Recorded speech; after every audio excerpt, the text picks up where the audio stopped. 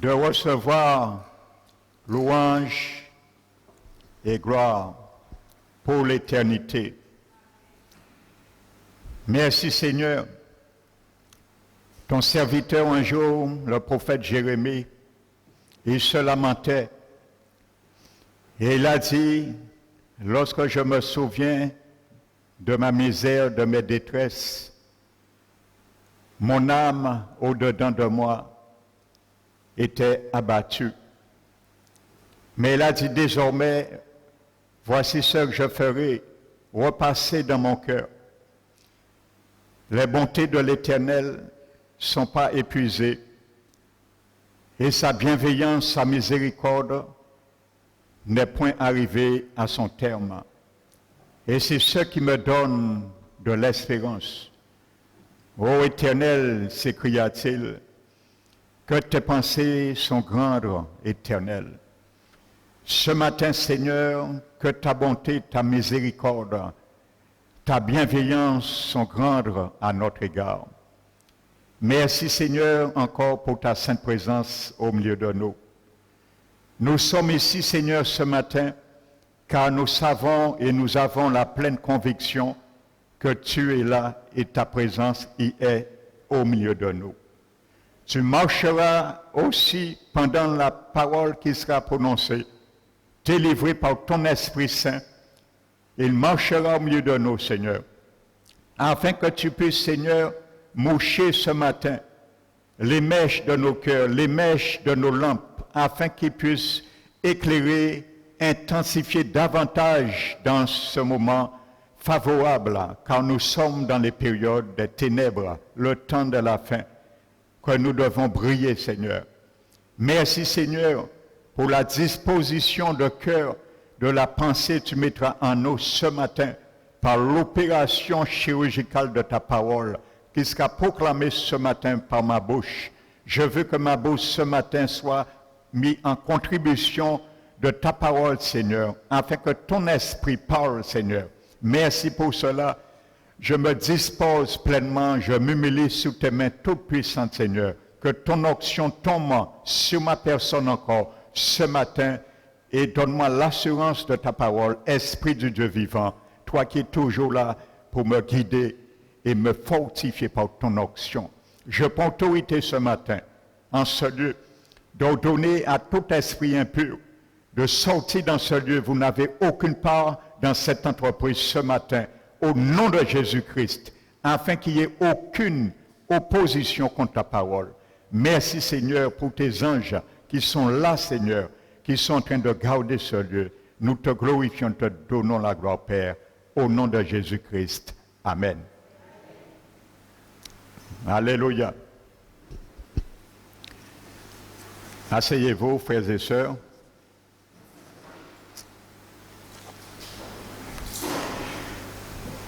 Je salue fraternellement chacun de vous. Soyez les bienvenus. Je salue également ceux qui nous visitent ce matin. Il n'y a pas de hasard. Car le Seigneur sait pourquoi il dirige quelqu'un pour entendre une parole de bénédiction. Que ce matin, que cette parole soit ton partage au nom de Jésus. Nous allons ouvrir la parole de Dieu dans l'évangile de Luc, le chapitre 5.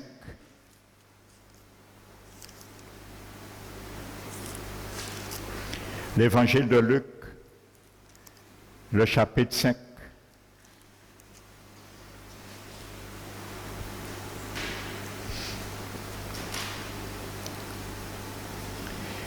La Bible nous dit,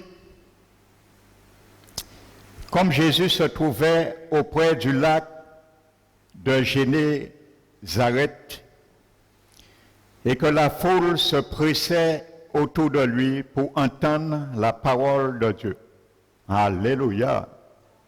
Combien aujourd'hui qu'ils pressent dans les églises pour recevoir des miracles, pour recevoir bénédiction, mais ces gens-là avaient soif pour entendre la parole de leur maître. Que cette soif tombe sur l'Église du Seigneur des derniers temps. Entendre la parole du Seigneur. Il vit au bord du lac 2 barques, d'où les pêcheurs étaient descendus pour laver leurs filets. Amen. Il monta dans l'une de ces barques qui était à Simon. Amen. Dont Simon avait une entreprise de la pêche et dont Jacques et Jean, fils de Zébédée, étaient son associé. Amen. Et il le pria de s'éloigner un peu de terre, puis il s'assit et de la barque, il enseignait la foule. Lorsqu'il eut cessé de parler, il dit à Simon, « Avance en pleine eau et jetez vos filets pour pêcher. » Simon lui répondit, « Maître, nous avons travaillé toute la nuit sans rien prendre, mais sur ta parole, je jetterai le filet. » L'ayant jeté, ils prirent une grande quantité de poissons et leur filet se rompait. Ils firent signe à leurs compagnons qui étaient dans l'autre barque de venir les aider. Ils vinrent et y remplirent les 2 barques au point qu'elles enfonçaient. Quand il vit cela, Simon-Pierre tomba aux genoux de Jésus et dit, « Seigneur, retire-toi de moi, parce que je suis un homme pécheur. » Car l'épouvante l'avait saisi, lui et tous ceux qui étaient avec lui, à cause de la pêche qu'ils avaient faite. Amen. Alléluia.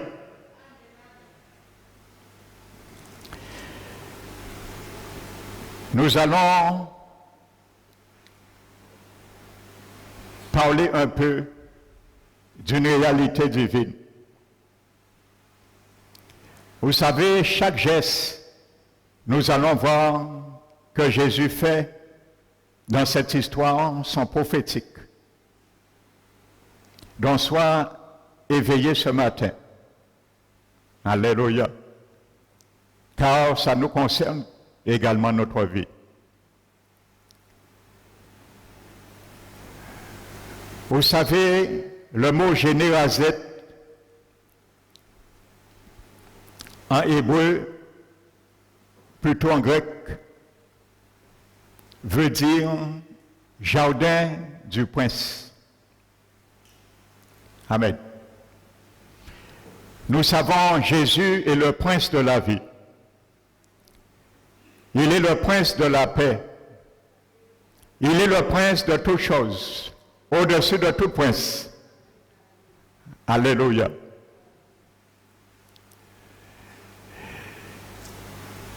Il y a une foule qui se presse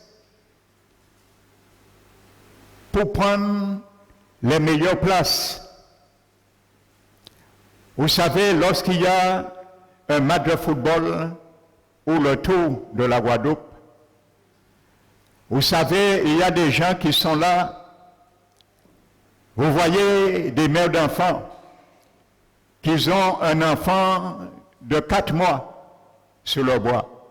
4 mois. Ils sont déjà à 6 heures du matin dans la rue pour les choses de ce monde.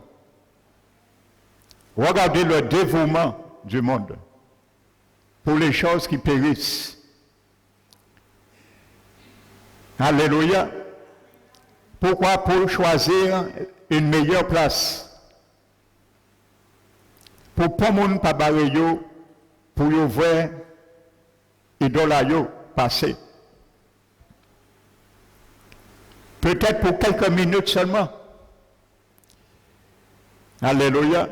Donc imaginez cette foule qui ont soif de Jésus. C'est la même réalité. Parce que si se presse, chacun est en train peut-être se dire il faut que je me tienne là, je serai plus près de lui, parce que je pense qu'il sera là, ainsi de suite. La soif d'entendre et de comprendre la parole de Dieu, frères et sœurs. Et ceux qui est bien libre porter la parole du Maître. C'est ceux qui sont venus. Ils ne sont pas venus préoccupés si Jésus va les guérir. Ils ne sont pas préoccupés si Jésus va faire des miracles dans leur vie. Mais ils sont préoccupés par une chose unique, entendre la parole du Maître Jésus. Le Prince. Alléluia. Jardin du Prince.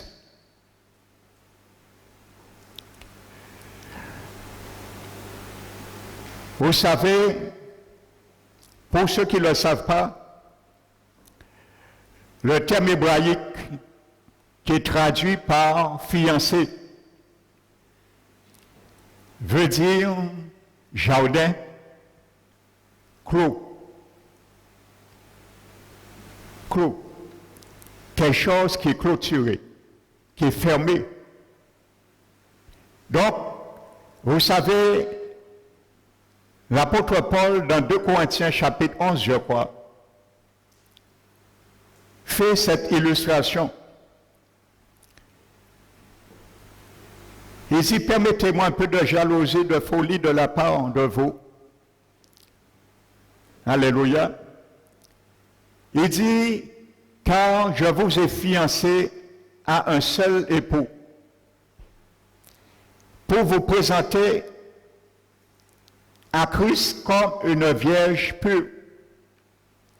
Et il dit, de même que le serpent séduisit Ève par sa ruse, je crains que vos pensées ne se corrompent et se détournent à l'égard de la simplicité de Christ. Si nous mettons ce texte dans son contexte littéral, Paul dit, je vous ai enfermé, je vous ai clôturé, je vous ai mis dans un enclos avec votre Seigneur Jésus. Amen. Ça veut dire que tu ne dois pas sortir dans cet enclos, cette délimitation dans ta vie. Et c'est ça les fiançailles, en quelque sorte. Amen. Donc tu es enfermé dans un enclos. Donc Jésus vient, ça parle de la communion, effectivement, l'intimité. Et c'est ça le fiançailles, l'intimité, la communion, un enclos. Il y a 2 personnes, il n'y a pas d'autres. Et c'est pour ça que Dieu avait dit à Adam de protéger cet enclos. Ils l'ont mal protégé et l'ennemi a fait intrusion. Il a bousillé le jardin. Donc ce matin, nous qui sommes au Seigneur, nous sommes dans cet enclos parce que nous sommes sa fiancée. Donc nous sommes dans le jardin du Prince. Alléluia. Mais le Seigneur vient, il y a une foule de personnes qui veulent rentrer dans cet enclos, qui veulent connaître la communion, l'intimité avec le Seigneur Jésus. Amen.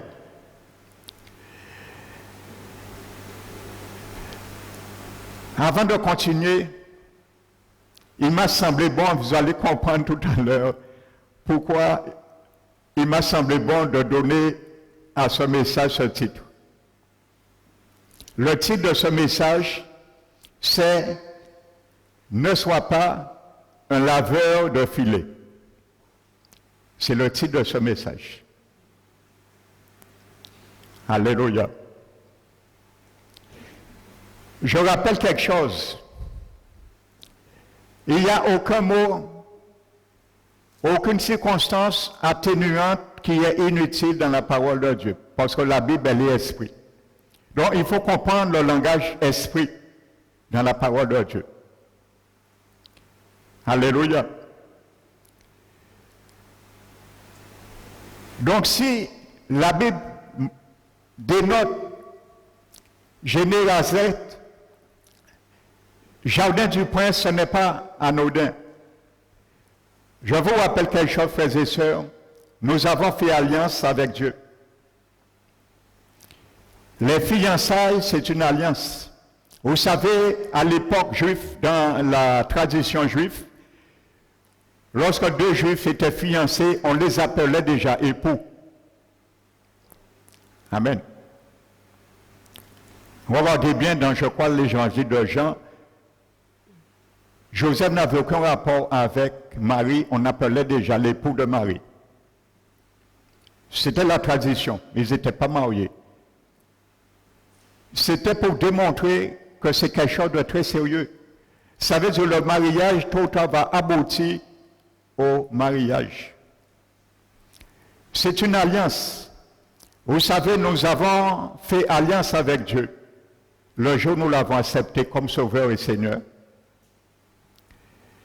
Et je s'en rappelle, peut-être nouveau pour ceux, les nouveaux convertis. Dans la Bible, il y a deux mots différents qui traduisent par alliance. Que ce matin, l'Esprit réveille tes oreilles spirituelles ce matin. Il y a le mot hébreu, c'est Bérith, qui est traduit, qui veut dire alliance. Et il y a le mot grec, teke, qui veut dire aussi alliance. Dans chacun de ces deux termes, dans la grammaire grecque, il est mis un préfixe devant le préfixe sen ou le préfixe dia, devant ces deux mots. Qu'est-ce que ça veut dire? Ça veut dire si devant Bérith ou devant Teke, on met sen, ça fera sen Bérith et ou sen Teke. Et lorsqu'il y a ce préfixe sen, et je le précise, le mot Bérith, d'où le mot original est sorti, alliance, avait une très ancienne racine. Et cette ancienne racine voulait dire enchaîner. Ça veut dire quand tu es dans une alliance, tu es enchaîné. Et ça représente parfaitement cela, fiancé, clos. Tu es enchaîné dans une clôture délimitée. C'est là que tu dois évoluer avec ton fiancé, ta fiancée. C'est là que nous devons évoluer avec nos futurs époux, notre Seigneur Jésus, le Prince, quand nous sommes dans son jardin. Alléluia. Ce matin, dis, je suis à Génézareth. Allez, confesse-le. Dis, ce matin, je suis à Génézareth. Jardin du Prince. Alléluia. Donc, ça veut dire enchaîner. L'apôtre Paul savait qu'il était enchaîné, mon frère, ma soeur. Si tu ne sais pas, tu es enchaîné, je ne sais pas, l'apôtre Paul le savait. Il dit dans Colossiens 4, je crois le verset 3, il dit à l'Église de prier pour moi, afin qu'il me soit donné d'ouvrir la bouche pour faire connaître le mystère de l'évangile du Christ, par lequel je suis enchaîné. Alléluia. Quand tu acceptes Jésus, ça tu es enchaîné pour toute ta vie. Et tu n'as pas le choix. Jésus t'a mis dans un enclos, dans un jardin. C'est ça ton enchaînement. C'est ça mon enchaînement. Tu ne peux pas briser l'enclos. Si tu sais, il a dit, celui qui jambe la barrière, c'est un voleur. Celui qui essaie de sortir dans cet enclos, c'est un hors-la-loi. Et tu verras pourquoi j'ai donné le titre « Ne sois pas un laveur de filets ». Parce qu'il y a beaucoup de hors-la-loi dans la maison de l'Éternel des derniers temps. Ceux qui fuient pour ne pas rester dans l'enclos. Parce qu'à un moment donné, ils ont dit marre. Ils ont dit non, non, trop raide. Mais en sorti. Alléluia. Donc je disais, lorsque c'est le mot Saint-Jacques et Saint-Téké ou Saint-Bérite, le préfixe Saint veut dire quelque chose dans ce contrat. Ça veut dire que les deux parties, un contrat signé entre deux parties, nous le savons, ou plusieurs, mais au moins deux.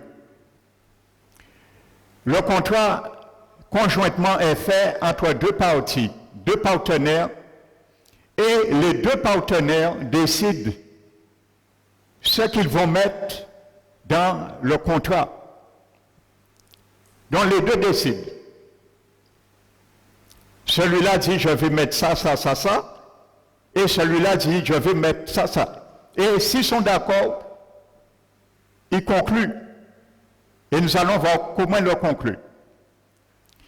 Mais par contre, si dans le grec ou l'hébreu, l'Esprit de Dieu a inspiré, au lieu de scène, le préfixe dia, ça fera diat, bérit ou diatéké. À ce moment, ça change de langage. Ça veut dire ce contrat, bien qu'il y ait deux partenariats, mais il y a une seule autorité qui décide des clauses de ce contrat. Quand c'est dia. Amen. Et cette autorité décide tout seul. Et l'autre partie accepte ou n'accepte pas. Mais lui n'a pas son mot à dire. Et s'il accepte, il subit ce qui est formulé dans le contrat. Amen. Dans la Bible, en parlant du contrat, l'alliance que Dieu nous a mis, frères et sœurs, dans noté Jérémie 31, verset 31-33, lorsqu'il est parlé de la nouvelle alliance, alléluia, c'est dia bérit ou dia téké.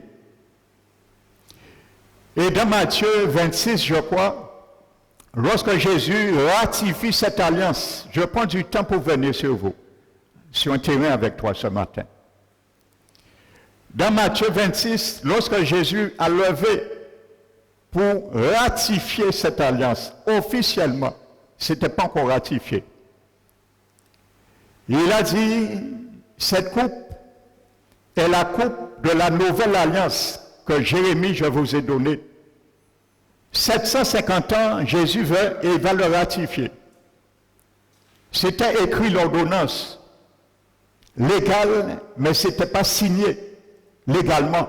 Jésus, 750 ans, vient, il va signer ce contrat. Amen. Et dans le grec, dans ce chapitre 26, je crois le verset 26 ou 27, c'est le mot diatéké. Ça veut dire toutes les clauses, les formalités du contrat que tu es avec Jésus, j'ai contracté, tu as contracté avec Jésus, le jour où tu lui as donné ta vie, c'est Jésus qui a tout écrit. Ce que nous devons faire, les clauses d'obligation et les clauses d'interdiction, c'est Jésus seul qui l'a établi. Nous n'avions aucun mot à dire. La seule chose, c'est accepter ou ne pas. Et nous entrons dedans. Amen. Maintenant, comment ce contrat se ratifiait dans l'ancien temps? Quand c'était le préfixe, un contrat qui était fait conjointement entre deux partenaires, et les deux avaient leur mot à dire, ils scellaient ce contrat comment? On découpait un animal en deux, ou des animaux, On coupait l'animal en deux pour ratifier, parce que l'ordonnance écrit. Si tu signes un bail avec un propriétaire, tu vas lire. Ça ne s'arrête pas là. Le propriétaire va te dire, oui, tu es d'accord, mais il faut signer. Alors la signature se faisait comment? Toujours avec du sang. On coupait un animal en deux et on mettait un morceau à gauche, la carcasse, et un morceau à deux. D'ailleurs, Bérit veut dire couper une alliance. C'est ça que ça veut dire, le mot alliance, couper une alliance. Les deux partenaires devaient passer entre les morceaux, tous les deux. Et ils passaient. Lorsqu'ils passaient, ils avaient ratifié l'alliance et ils s'étaient unis à respecter les clauses. Ça veut dire si un des parties violait les clauses, le fait que l'animal était coupé en deux et le sang avait coulé, il y avait une vie qui avait laissé, l'alliance décrivait et stipulait que celui qui ne va pas respecter cette alliance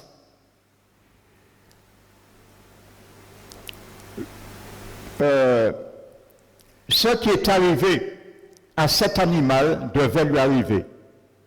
Il doit mourir. C'est ce que ça voulait dire. Il doit mourir comme l'animal. Amen. Donc c'est sérieux une alliance. Et lorsque c'était l'alliance où une seule autorité décidait, si c'était Diatéké ou Diabérite, il coupait toujours des animaux ou un animal en deux, mais uniquement celui qui avait l'autorité de décider les clauses d'obligation d'interdiction passait tout seul et l'autre restait à côté. Et il y a un merveilleux exemple dans la Bible, notez c'est dans Genèse 15. Alléluia. Lorsque Dieu fait alliance avec Abraham, vous allez lire chez vous, il dit à Abraham de prendre 4 animaux différents et de les couper tous. Abraham coupe sauf les oiseaux. Je ne vais pas m'étendre sur cela, ce n'est pas l'objectif. Il coupe les 3 animaux. Et la Bible nous dit, durant la nuit, une fumée, une présence lueur fumante, Dieu, une théophanie. C'est Dieu qui a décidé. Abraham n'a rien décidé dans le contrat, mais Dieu va traiter alliance avec Abraham. Et la Bible nous dit dans Genèse 15, c'est Dieu qui passe tout seul au milieu des animaux. Parce que Dieu savait ses alliances, qu'est-ce que ça voulait dire. Alléluia. Donc Dieu passe tout seul et il ratifie l'alliance. Et Dieu s'engage à quelque chose, frères et sœurs. C'est là que je viens sur toi, ce matin. Sur moi. Dieu dit par cela à Abraham implicitement, parce qu'il avait un langage. C'est un langage, je vous ai donné, c'est le langage. Lorsqu'on coupait un animal en deux, la personne savait le langage. Si déshonorait ça, il devait mourir comme l'animal. Dieu s'est engagé devant Abraham, disant à Abraham, si demain je n'accomplis pas le dessein que j'ai formulé sur toi, je dois mourir comme cet animal. Alléluia. Amen. Donc aujourd'hui, nous sommes dans une alliance, frères et sœurs. Ne sautons pas dans ce jardin. Ça va nous coûter cher. Il y a beaucoup de chrétiens aujourd'hui. Ils sont en train de galoper dans les montagnes, dans les collines, de se troubler. Ils ne savent pas que Jésus vient. Jésus ne revient plus, hein. Jésus ne revient plus. Jésus vient. Alléluia. J'ai écouté un témoignage d'un homme qui a fait une expérience au ciel avec Jésus. Jésus lui dit, maintenant retourne sur la terre, je te renvoie sur terre, dis à mon peuple, les temps sont comptés, je ne reviens plus, mais je viens. Je suis déjà à la porte. J'attends que mon Père sonne la trompette et je descends. Amen, frères et sœurs. Ce n'est pas un témoignage qui date de 2010, hein? Il date ces jours-ci. Jésus vient. Alléluia. Donc, pour bien comprendre cela, la parole de Dieu nous dit, dans 1 Pierre 4, 1 Pierre 4, 1 Pierre 4 ou 2 Pierre 4, notez, vous allez me confirmer lequel. Il dit, car le jugement, je prends le temps de rester sur cela, parce que je viens sur le terrain avec Simon-Pierre, qui nous représente nos vies. Alléluia. Pierre dit, car le jugement de Dieu va commencer par sa maison. La maison de Dieu, c'est nous. Amen. Je te rappelle dans le grec ce mot qui est traduit par jugement, c'est un mot qui parle du jugement éternel. La Bible parle de deux types de jugement. Il y a deux mots différents en grec. Il y a un autre mot que la Bible traduit par jugement, mais ça, c'est nos œuvres qui sera jugées. Nos œuvres sont notées. Et le jour de notre récompense, ce sont ces œuvres qui vont décider pour nous si nous avons ou pas une récompense ou des récompenses. Ça, c'est un jugement qui se passera devant un tribunal. Paul appelle ça, je crois, dans 2 Corinthiens 3, le tribunal du Christ. Et dans le grec, c'est le mot béma, qui est traduit par jugement. C'est un lieu, un trône, où un juge était assis très haut, à peu près, ses genoux étaient à peu près la hauteur de la tête de quelqu'un. Et lorsqu'il y avait des athlètes qui avaient remporté, pour qu'ils puissaient être couronnés, ils avançaient devant ce juge et il les donnait une couronne d'olier pour leur récompense. Ça s'appelle Béma, le siège où ce juge était assis. Et Paul parle de ça, Béma, nous comparaîtrons tous devant le jugement de Christ. Mais il parle des chrétiens qui seront sauvés. Amen. Ça, ce n'est pas notre vie qui sera jugée, c'est nos œuvres. Amen. Mais actuellement, ce n'est pas nos œuvres, bien que ça concourt à notre salut, ce sont nos vies qui sont jugées maintenant, avant notre mort. Et c'est pour cela que Pierre dit que le jugement de Dieu, c'est un autre mot, je vous ai dit, commence par sa maison. Nous. Et il dit, si c'est par nous que ça commence, que sera la fin de ceux, entre parenthèses, les chrétiens, qui n'obéissent pas à l'évangile de Christ? Quelle sera leur fin?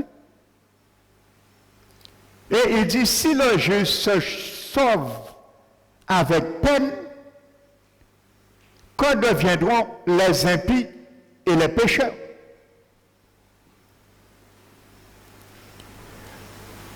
Vous comprenez quelque chose, frères et sœurs? Si un chrétien se met à pécher, on pêche de diverses façons, on pêche en acte, moralement, par tout ce qu'on peut dire, en pensée toute. Mais ce n'est pas ça Dieu parle. Dieu parle de celui qui a décidé une vie délibérée d'être un rebelle, un hors-la-loi dans son royaume. Un hors-la-loi, c'est quoi? Un hors-la-loi en français, c'est quoi? Quelqu'un, il connaît les lois. Mais il dit, loi là, ça pas plaît moi. Je peux toujours mettre loi là, ça pas qu'intéresser moi. Un hors-la-loi, c'est celui, il connaît le code de la route. Il sait le code et il a son permis parce qu'il est passé là. Sans qu'il n'aurait pas eu le permis, donc il a subi l'examen. Il a subi, il est passé les conditions, mais il décide de violer délibérément la loi. Parce qu'arrêter devant un feu rouge, pour lui, c'est un perte de temps. Donc, il décide qu'il brûle les feux rouges. On appelle ça un hors-la-loi. Donc, si on le tient, il est sanctionné. Dans le royaume de Jésus, surtout dans ces derniers temps, il y a beaucoup d'ordre de la loi. Il brûle les feux rouges. Jésus qui a fait la clignoter pour y arrêter, il a dit en vrai, mais quand même. Alléluia. Donc ne sois pas un hors-la-loi, mon frère, ma soeur. Que je ne sois pas un hors-la-loi, parce que nous risquons d'être toute notre vie un laveur de filets. Dis, je ne veux pas être un laveur de filets. Alors si tu ne veux pas l'être, écoute le reste du message. Alléluia. Mais tu ne veux pas l'être. Moi, je ne veux pas l'être. Amen. Et pour finir, il y a un verset, Hébreux 10. L'auteur des Hébreux dit, si nous péchons volontairement,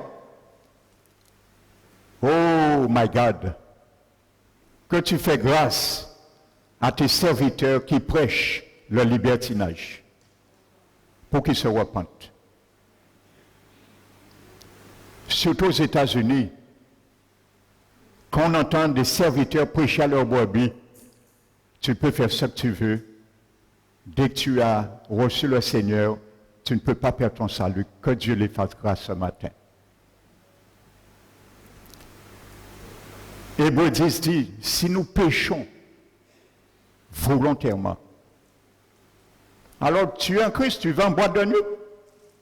Tu ne sais pas que ce n'est pas un domaine, c'est un lieu de démons. Tu es chrétien, tu vas te vautrer en boîte de nuit. Ta conscience ne va pas te pocher. Parce qu'on t'a dit que tu es sauvé, il n'y a aucune condamnation.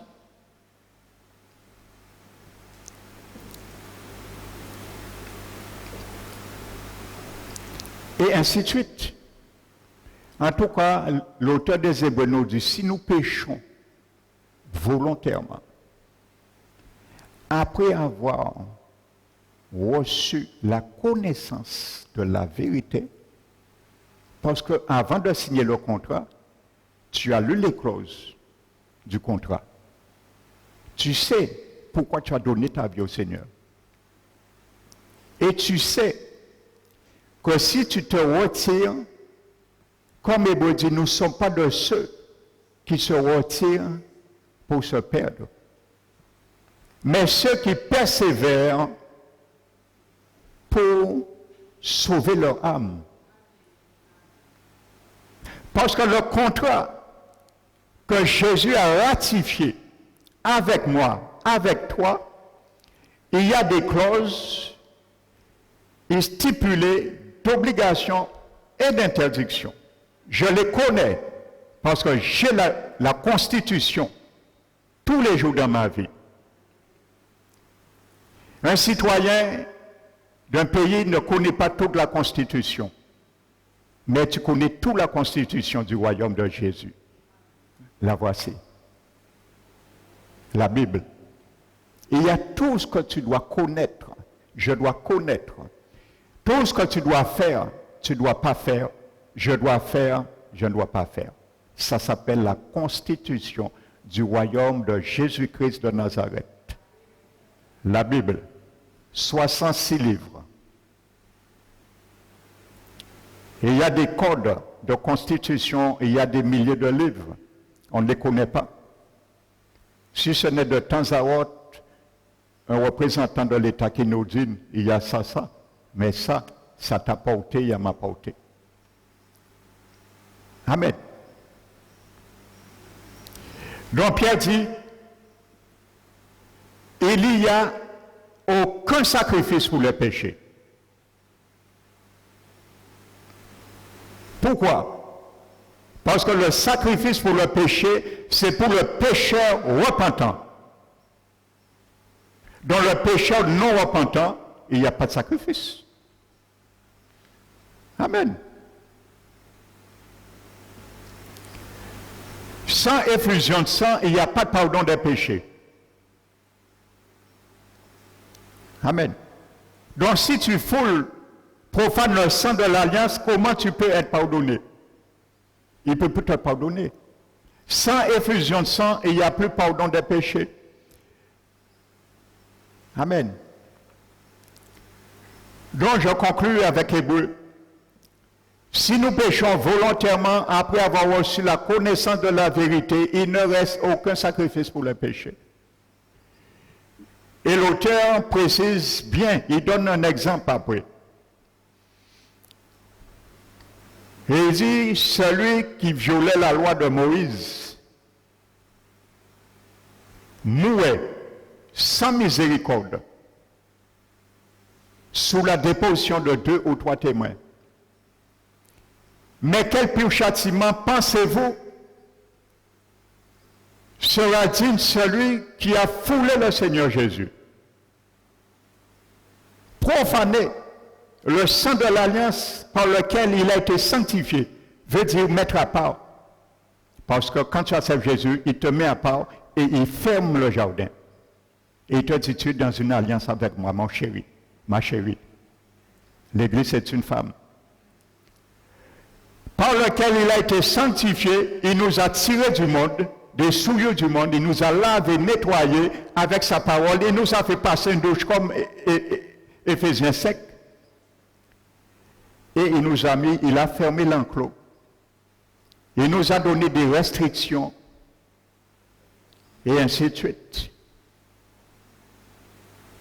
Car nous sommes dans une alliance. Jérénazek, Jardin du Prince. Et qui oui, outrager l'esprit de grâce. Amen. Donc je ferme cette parenthèse et revenons à la banque. Amen. Luc 5.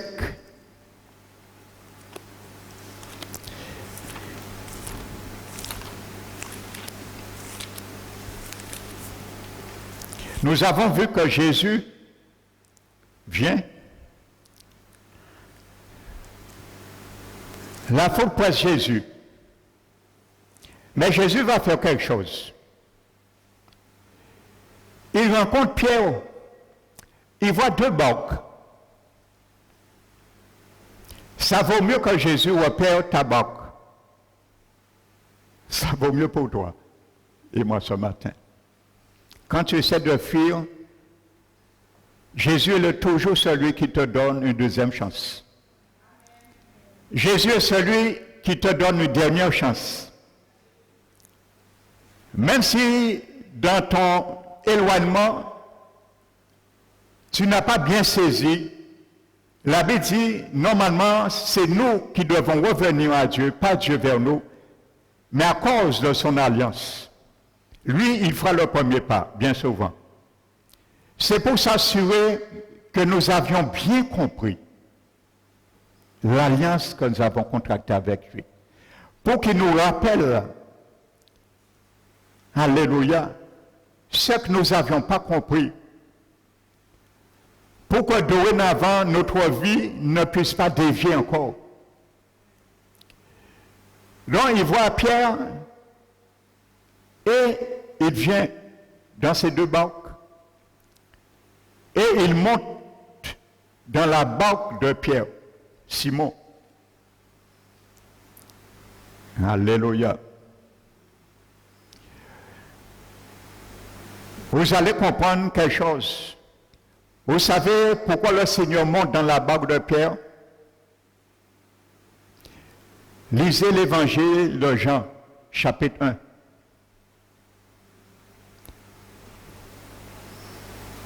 On pense que c'est la première fois que Jésus rencontre Pierre.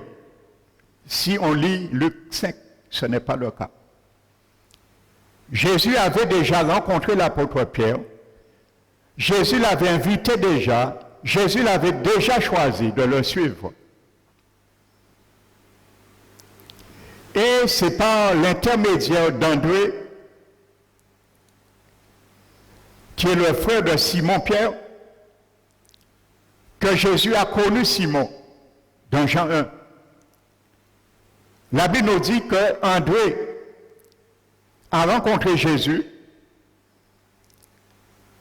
Il a parlé à Jésus de son frère Simon. Mon frère, ma soeur, aie de l'assurance ce matin. Quand dans tes prières, tu parles à Jésus de tes enfants, tu parles à Jésus de tes parents, tu parles à Jésus de quelqu'un que tu veux qu'il sauve, rassure-toi, tôt ou tard, il va rencontrer cette personne. André avait parlé à Jésus de Simon. Et il est allé chercher Simon dans Jean 1 et il amène Simon vers Jésus. Alléluia, Jésus dit, je vais t'appeler Pierre, fils du tonnerre. Et la Bible dit, il les a demandé de le suivre. Donc Simon Pierre a commencé à suivre Jésus. Mais après ça, il a déserté. Et il a abandonné la course. Il a retrouvé. Il est retourné dans ces choses. Et c'est ça qui arrive beaucoup d'enfants de Seigneur. On accepte le Seigneur et après, on l'oublie et on retourne dans notre ancienne vie. Mais le Seigneur n'a pas oublié l'alliance. À cause de son alliance, la Bible dit, Seigneur éternel, à cause de ton alliance, ratifiée par ton sang, tu sauves les captifs de la fosse où il y a plein d'eau. À cause de ton alliance, ratifiée par ton sang. Parce que tu t'es engagé que si tu n'opères pas les clauses que toi-même as décidées, tu dois mourir comme l'animal. Et prenez ça très au sérieux. Si dans l'alliance de Jésus, et c'est un fait, le verset, je viens de vous lire, que Dieu a dit que si un pécheur, un chrétien, pêche volontairement, sa vie devient une vie mondaine, ainsi de tout qu'on peut dire. Il n'y a plus de sacrifice du péché. Si Dieu te sauve malgré ça, il doit mourir. Parce qu'il aurait violé son alliance. Je mets la barre très haute ce matin pour toi, pour bien comprendre ceci. Les pensées de Dieu qui ne sont pas nos pensées.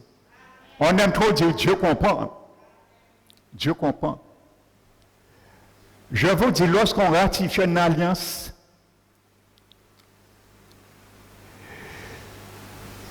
ceux qui décrivaient l'animal mort, c'était ceux qui devaient arriver quelqu'un, des contractants, qui aurait déshonoré les clauses de l'alliance.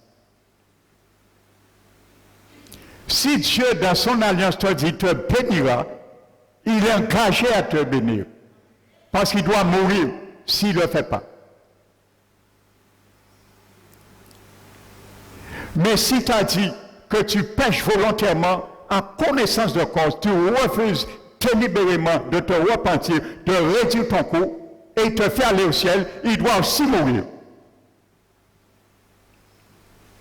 Alléluia. Est-ce que quelqu'un comprend ce matin? Parce qu'il a violé son alliance. Il aurait fait un pécheur qui n'a pas le droit d'y entrer au ciel, rentrer. Il devait mourir aussi. Amen. Alléluia. Et on comprend Dieu, sa sagesse est plus folle que la sagesse des hommes. Pourquoi Dieu ne nous a pas demandé notre point de vue pour ratifier l'alliance? Parce qu'elle demande Jésus trop bitin. Nous avons commencé à dire Jésus, attends que l'alliance là, marqué, qu'en cas vivre toute vie en moi, les mois acceptés, et les qui manquent moins 3 ans de moins morts, en qui vous vivez. Ainsi de suite. Amen.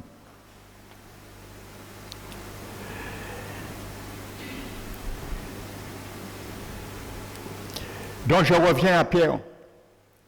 Donc qu'est-ce que Pierre a fait? Il est retourné, peut-être n'a pas pris ça au sérieux, on ne sait pas, on ne le juge pas. Mais Jésus vient, Jésus monte dans sa barque.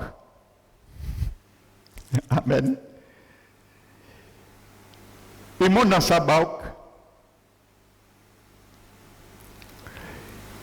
Mais Jésus va enseigner l'apôtre Pierre quelque chose qu'il n'avait pas compris. Vous avez vu, Jésus ne rentre pas dans la barque de Pierre hein, pour ni l'aider, quoi que ce soit, ni entendre ses complaintes, ni calmer sa douleur.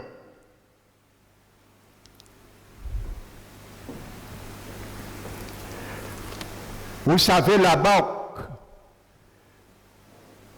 lorsqu'on voit un pêcheur, on le connaît à l'époque, lorsqu'on voyait un pêcheur très tôt le matin laver son filet, on savait ce qui s'est passé. Ça veut dire la nuit, il n'avait rien pris.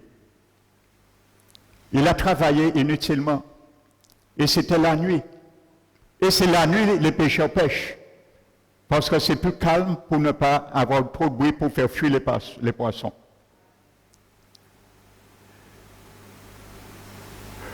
Donc, vous savez, frères et sœurs, je parle ce matin maintenant à toi spirituellement. Quand tu acceptais Jésus, tu t'es rétrogradé, ou tu penses un jour rétrogradé, mais sois averti aujourd'hui. Jésus va t'approcher et il va te dire, tu n'avais pas bien compris ce que je t'avais dit, ce que je t'avais demandé. Parce qu'il va voir ta vie et dans une impasse. Donc Pierre est assis, il est en train de laver son filet. Deuxième chose, la barque d'un pêcheur représentait tout pour lui.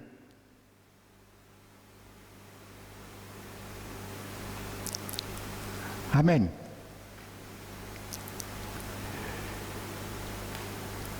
C'était son matériel. C'était sa vie. C'était son gagne-pain. C'était ce qui donnait un pécheur une réputation à sa vie, une valeur à sa vie, la barque. Donc bien souvent, ce qui donne une valeur à nos vies, ce qu'on met avant Jésus, qui nous donne une valeur devant le monde,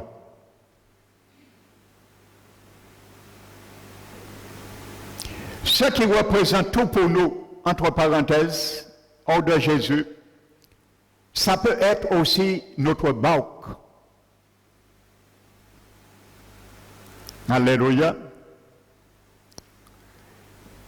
Mais quand un pécheur le matin lave son filet, ça veut dire toute sa journée, il est en détresse. C'est problème. Il n'a rien pris. Il doit nourrir son foyer, ainsi de suite. Donc le Seigneur vient à ce moment. Il y a beaucoup d'enfants du Seigneur, ils viennent à Jésus pour le pain et le poisson. Quand le Seigneur les a bénis, il va prendre bénédiction là, il va dire Jésus merci. Parfois, il n'y a pas même dit merci Jésus, et il va partir, et il va retourner dans le monde, sinon perdre la bénédiction.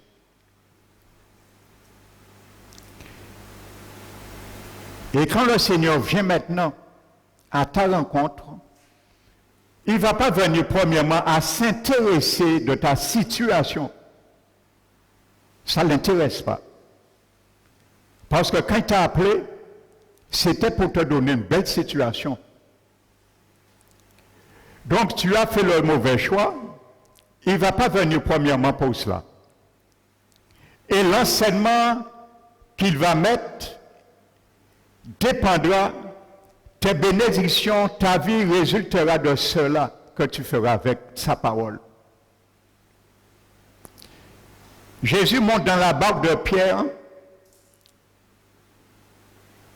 Jésus ne se préoccupe pas. Imaginez, Pierre est là, il se lamente, peut-être il a une dette, et pour mettre mon Jordan qui est un poisson, à qui bat l'argent aujourd'hui. Et il ne prend rien. Vous savez, dans la vie d'un enfant du Seigneur, quand tu es au Seigneur, les choses vont bien, et un jour, il y a un blocage, il faut t'interpeller. Qu'est-ce qui ne va pas, Seigneur? Et le Seigneur viendra à ton secours sur ta barque. La barque qui s'appelle blocage. Je crois, à mon avis, c'était la première fois que cet événement, cet incident arrivait dans la barque de Pierre. Un jour qu'il ne prend pas de poisson. Peut-être n'avait jamais rencontré cela. Donc, il y a un jour, Jésus va fermer le robinet. Parce que s'il le laisse ouvert, c'est pour ta perte. Et quand tu sentiras ça, il faut que tu vois ça comme un signe pour chercher le Seigneur. Qu'est-ce qui ne va pas? Qu'est-ce qui ne va pas dans ma barque? Alléluia. J'ai mis ma vie avant toi. J'ai mis mes situations avant toi. J'ai mis mon travail avant toi. J'ai mis les copains, les copines avant toi. Ainsi de suite, j'ai mis la création avant toi. Ça, c'est notre barque. Mais dans la situation, quand tu vas rétrograder, quand tu vas oublier le Seigneur, parce que je vous l'ai montré, Simon avait commencé à suivre le Seigneur et il n'a pas obtempéré. Il a oublié les paroles du Seigneur, mais Jésus n'a pas oublié. Il avait dit, suivez-moi. Jésus n'a pas oublié qu'il était choisi. Et Jésus vient maintenant le rappeler. Mais qu'est-ce que Jésus fait? Le Seigneur a de l'humour, même en nous corrigeant. Il est amour. Sa miséricorde triomphe de son jugement. Le livre des Hébreux, chapitre 12, nous dit,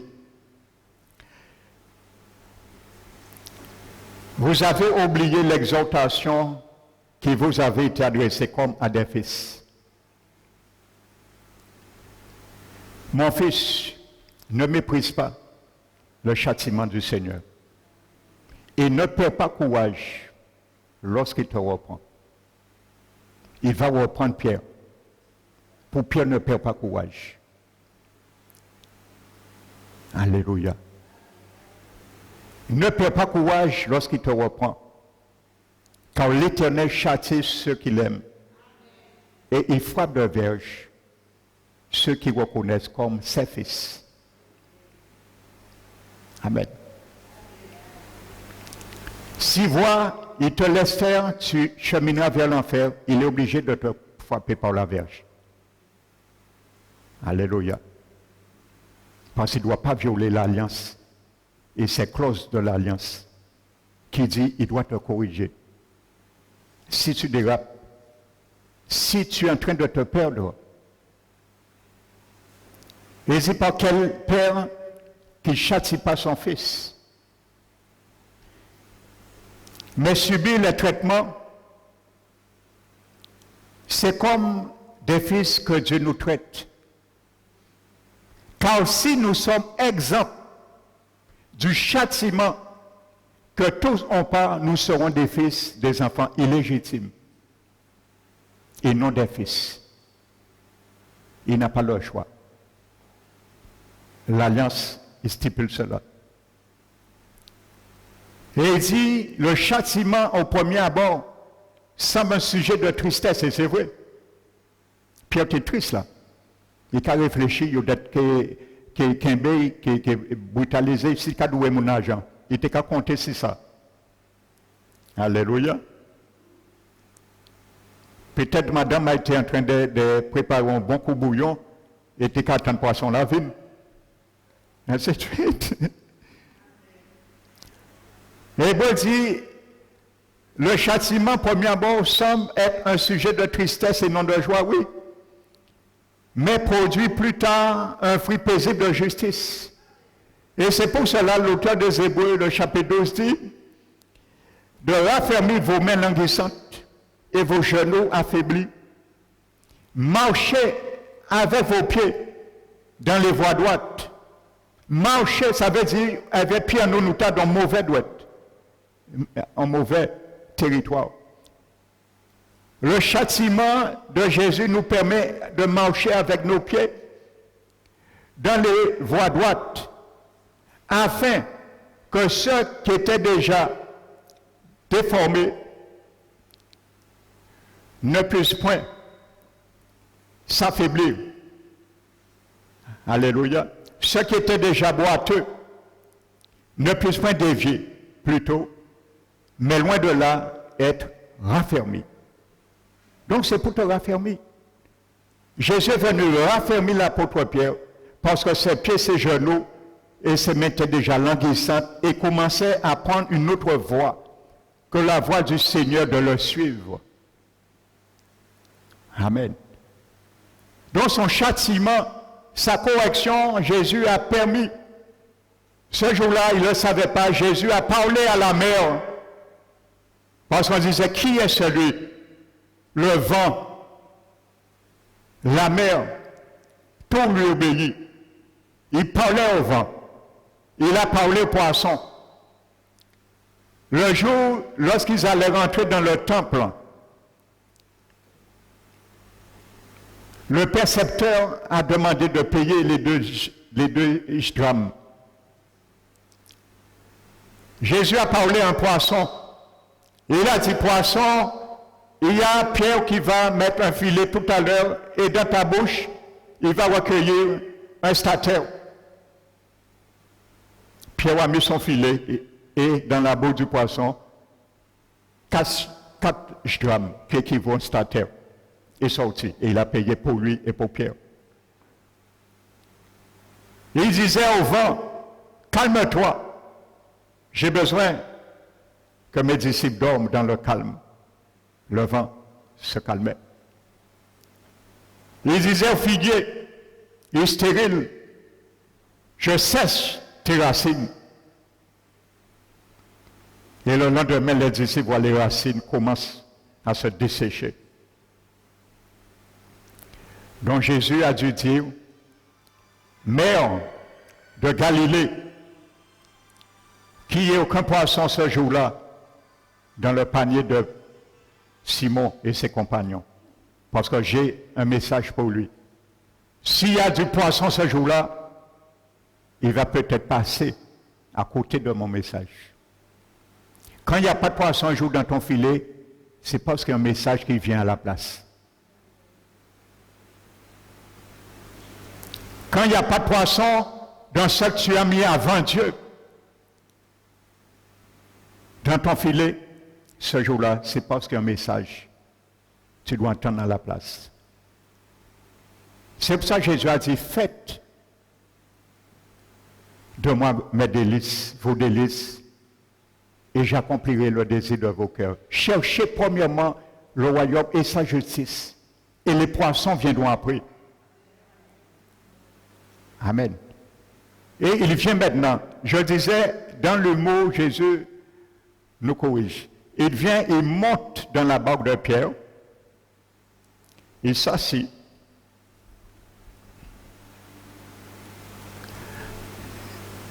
Il tourne le dos à Pierre. Pierre est dans son alimentation. Il faut rien qu'il paye des pierres. Et il dit à Pierre, éloigne un peu cette barque. Ce qui t'attache au monde commence à t'éloigner.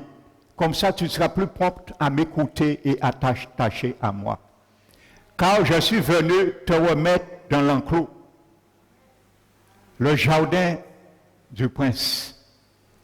Je suis venu te rattraper pour te remettre dans cette alliance, dans ce mariage que j'ai pour toi un jour et moi. Et il s'assit Lorsqu'un maître est assis, ça veut dire qu'il est en train d'enseigner pendant des heures. Il ne s'occupe pas de Pierre, mais il est monté dans la barque de Pierre. Il est trompé en Jésus. Alléluia. Tu es en détresse. Jésus vient dans ta détresse et ne s'occupe pas de toi. Pourquoi? Parce que quand les choses allaient bien, tu l'as oublié. Alors quand les choses vont mal, ne crois pas, il viendra tout de suite pour répondre ton mal. Combien d'enfants du Seigneur, frères et sœurs, ils cherchaient du travail. C'est avec l'âme je dis cela. C'est des choses que je vois sans cesse. Que ce soit dans cette église ou ailleurs. Ils étaient en chômage pendant des années. Toutes les portes étaient fermées. Ils sont venus, on a prié pour eux. Le Seigneur tout de suite a ouvert une porte. Le Seigneur, vous savez, le Seigneur peut prendre cette chaise qui était prévue pour la candidature de quelqu'un demain. Tout est fait. Tu pries. Et il y a ce poste qui correspond à ton CV. Le Seigneur permet que cette personne ne vient pas et que cette chaise était pour toi. C'est des choses qui s'est déjà arrivées ici plusieurs fois. Je ne vais pas donner des témoignages. Amen. Je vais me focaliser sur le message. Ces gens-là viennent, lorsque les choses vont bien, non seulement ils ne donnent aucune offrande au Seigneur de leur salaire, quoi que ce soit, pour ne pas dire plus, je me retiens, mais après quelque temps, on ne les voit plus à l'église. Il y a des gens qui sont venus pour un mari, pour une femme à l'église. On a prié, Dieu les a mariés. Maintenant, ils sont heureux. Après quelque temps, on ne les voit plus à l'église. Ils sont retournés dans leur barque. Mais ça, ils ne pas savent. Jésus a parlé à l'homme là. Et un jour, il dit l'homme là, péni poisson, je dois l'enfiler à un tel. Avec barque la vide, parce qu'un veut venir porter un message. Alléluia. Je veux venir poser maintenant des actes dans sa vie pour qu'il puisse bien comprendre. Alléluia. C'est ce que Jésus est venu faire dans la barque de Marc. Poser des actes. Et quand il aurait compris, il va s'occuper maintenant de sa situation. Parce que si tu ne comprends pas, il te bénira, tu iras le jeter au poisson. Il te fera comprendre, ton égarement, il va te bénir après. Et il va s'occuper secondement de ta situation. Parce que si tu ne t'étais pas retiré, ça ne va pas t'arriver. Alléluia. Un point, c'est tout. C'est un peu ça Jésus a dit nous aussi. Deutéronome 8. Et c'est ça qui est arrivé. Je vous apprends rien. Dieu a dit à Israël, Deutéronome 10, 8. Il dit à son peuple, je vous ferai rentrer dans un bon pays. Pays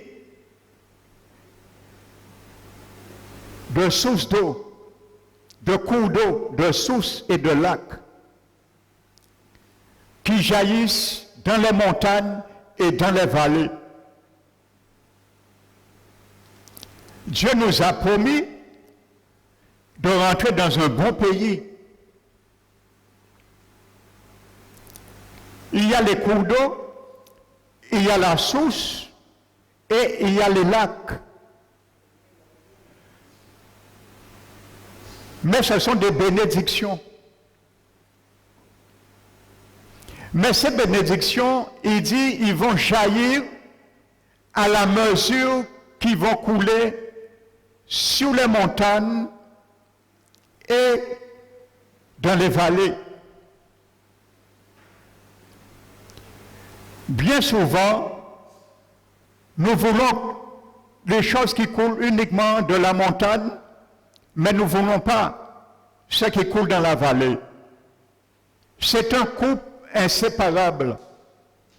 Et nous devons glorifier le Seigneur dans les deux. Parce que s'il n'y a que montagne, rien ne coule.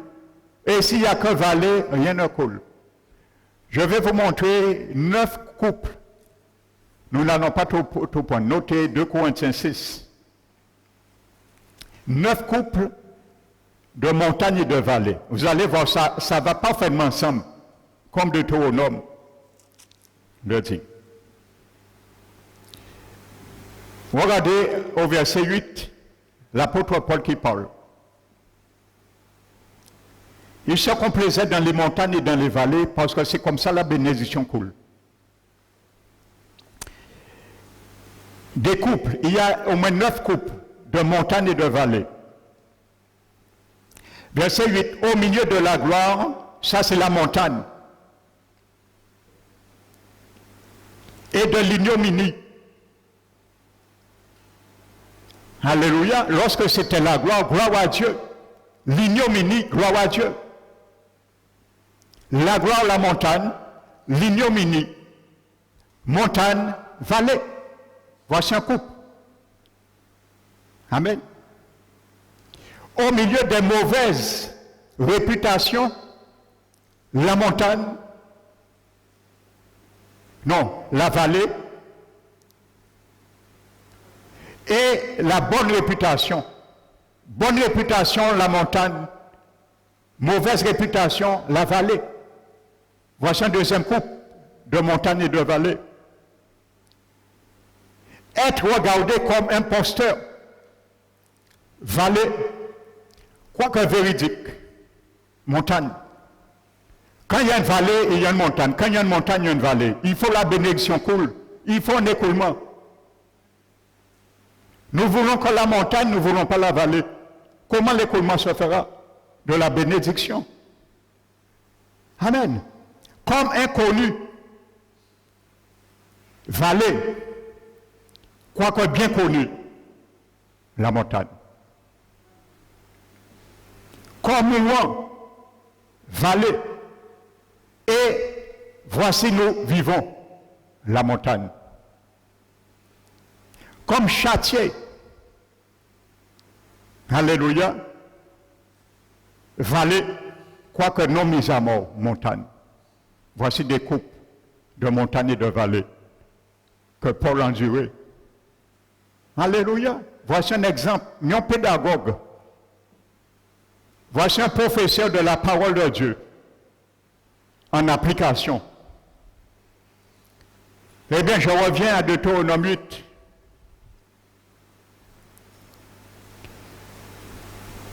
Pays de froment, d'orge, de figuier, de vigne, de grenadier, pays d'olivier et de miel. Amen.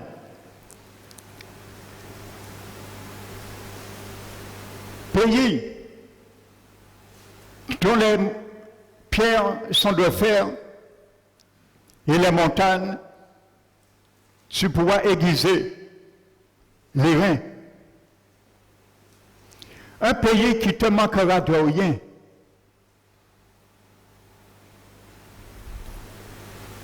Amen. Il te manquera de rien.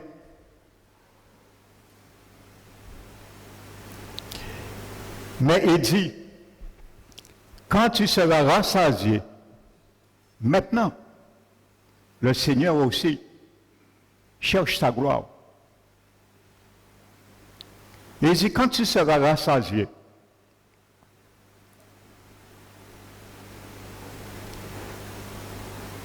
remercie l'Éternel. N'oublie pas remercier l'Éternel. Amen. Pour toutes ces bonnes choses, mais prends garde également de ne pas obéir à ses commandements, à ses ordonnances et à ses lois que Dieu te prescrit aujourd'hui. Amen. Et il dit, quand tu seras rassasié, quand tu vas bâtir des maisons et habiter dans de belles maisons, quand ton or se multipliera, n'oublie pas ton Dieu qui t'a fait sortir du pays de la servitude et que ton cœur ne s'élève point. Si Dieu dit ne l'oublie pas, ils savent qu'habita Kevin raide après nous. Eh bien, c'est ça beaucoup font aujourd'hui. On oublie l'Éternel. Lorsque les choses vont mal, nous croyons critiquer l'Éternel, comme si c'est lui qui est l'objet de nos méfaits. Au lieu de chercher la repentance, au lieu de rechercher sa face, nous critiquons, ainsi de suite. Mais l'abbé dit que Jésus vient. Maintenant, il va poser des actes dans la barque de Pierre. Quand il a utilisé la barque de Pierre, quand Jésus va utiliser ta situation, ce que nous avions mis à part pour nous-mêmes, ce que nous avions mis avant Jésus, amen, il va utiliser cette situation avant, amen, et ensuite, il va poser des actes, et ensuite, il viendra nous faire comprendre que c'est l'inverse qu'il faut faire. Alléluia. Donc, il prêche à la foule, et la Bible dit, lorsqu'il a terminé, maintenant, il se tourne vers Pierre. Et il dit à Pierre maintenant, il dit, Pierre, je t'ai appelé, tu as fui. Amen. Mais maintenant, je rentre dans ta barque.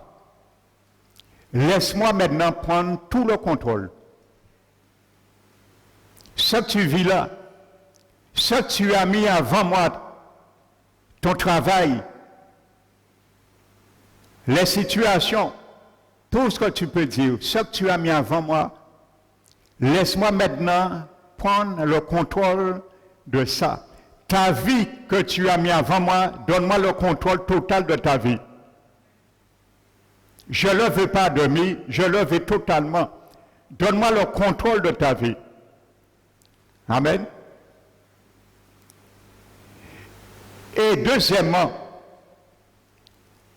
quand tu vas me donner le contrôle de ta vie, afin que moi, je puisse m'intéresser pas à tes affaires seulement, mais m'intéresser à ceux qui ont besoin aussi de salut. Amen. Je veux, Pierre, Simon, par toi, par ta situation, par ta barque, parce que la Bible dit de la barque de Simon. Il monte de la barque de Simon et il prêche. Donc, Simon, de ta situation, je vais utiliser ta situation qui est ta barque, afin que moi, je m'intéresse des autres qui sont dehors. Mais ce que je suis en train de faire, c'est toi, Pierre, qui devais le faire, pas moi. Alors, je monte dans ta barque pour te bien montrer, c'est toi qui devais faire cela. C'est pour ça que je t'avais appelé. Mais tu es allé t'occuper de tes affaires, tu as repris ta vie, et maintenant je veux reprendre le contrôle de toute ta vie. Amen. À travers ta vie, je puisse prêcher à ceux qui ont besoin de la parole. À travers ta situation, ta vie, je puisse guérir les malades. À travers ta vie, ta situation, je puisse délivrer les captifs. Amen. Donc c'est ça que tu n'avais pas compris, Pierre. Amen. Donc maintenant, si tu le comprends, alors je veux maintenant agir pour toi. Il a fait Pierre comprendre cette leçon. Amen. Alléluia. Donc, ce que tu fuis, mon frère, ma soeur, les événements que tu crains, tu as peur, Dieu avait dit, Moïse, si tu trembles, moi je vais te faire trembler devant Pharaon. Alléluia. Donc, Pierre, Jésus a posé des actes maintenant. Pour te faire comprendre, tu avais peut-être mal compris. Pierre, je préfère comprendre que tu avais mal compris le jour que André m'a présenté à toi. Et tu as déserté. Est-ce que tu as bien compris cette fois-ci? Est-ce que tu veux aller plus loin? Est-ce que tu veux continuer avec moi ou pas? C'est le moment. Et à ce moment, il dit maintenant, je vais te démontrer que tu as mal fait. Si tu m'avais suivi, ce que tu as connu l'incident, voici ce qui serait passé. Car celui qui fait mes délices, moi j'accomplis le désir de son cœur. Maintenant, éloigne-toi encore, nous allons en grandes eaux.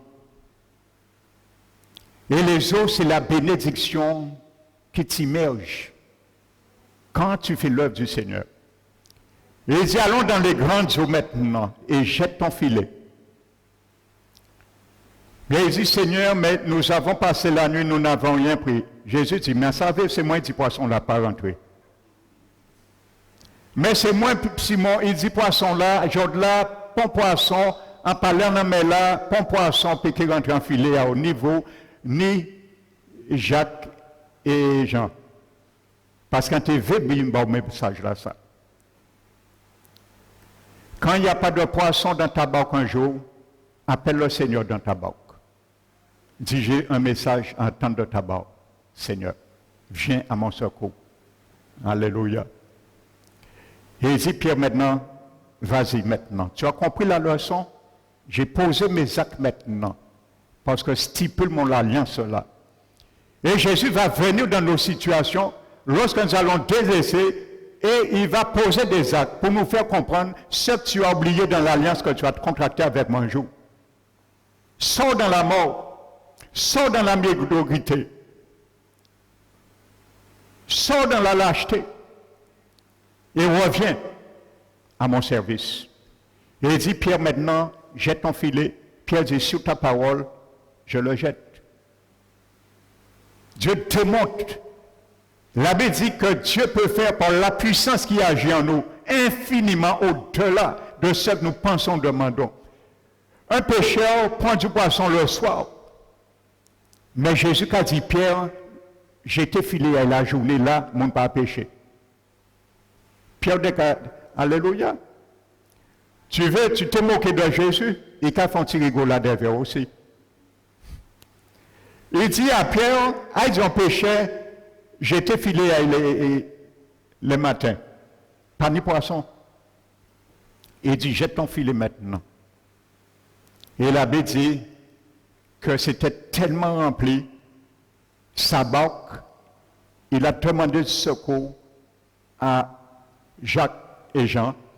Leur barque était tellement remplie que ça commençait à s'enfoncer. Le Seigneur veut te bénir, mon frère, ma soeur. Quand tu es au service du Seigneur, ta barque, ta vie, qui représentait la vie, la situation, la renommée, la réputation de Simon, tout ce qu'on peut dire, Dieu va engloutir, immerger cela par le poids de la bénédiction. plus tu vas amener des âmes au Seigneur, plus ta vie va enfoncer dans la bénédiction et ça va couler en toi. Parce que Pierre avait mal compris que Jésus lui avait dit, je te ferai un pécheur d'âme. Mais il n'avait pas compris cela.